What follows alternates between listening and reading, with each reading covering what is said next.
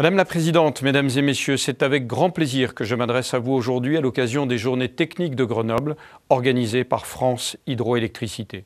Cette forme d'énergie, dont vous êtes les promoteurs, est à l'origine de notre système électrique il y a plus d'un siècle.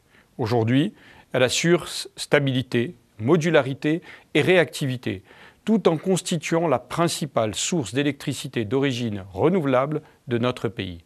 Chaque année, 70 TWh sont produits, soit 12% de notre production totale, dont 30 TWh environ de production en pointe qui se substituent à des moyens carbonés. L'hydroélectricité est aussi, comme vous le démontrez, l'un des domaines d'excellence française pour lesquels les défis à relever seront multiples dans les années à venir.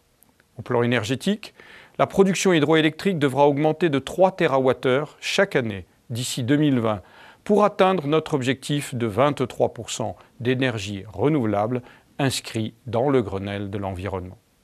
Au plan économique, plusieurs contrats d'obligation d'achat arriveront prochainement à leur terme, dans un marché désormais ouvert, ce qui vous imposera de rechercher des débouchés, et vous en trouverez, pour une production à la fois renouvelable et compétitive. Je voudrais profiter de l'occasion qui m'est donnée pour vous assurer mon soutien et rappeler que le respect par l'État des engagements pris dans le cadre de la Convention pour une hydroélectricité durable signée le 23 juin 2010. Conformément à cette convention, des instructions ont été transmises aux services instructeurs afin que les exercices de classement des cours d'eau et d'identification du potentiel de développement de l'hydroélectricité soient menés dès à présent.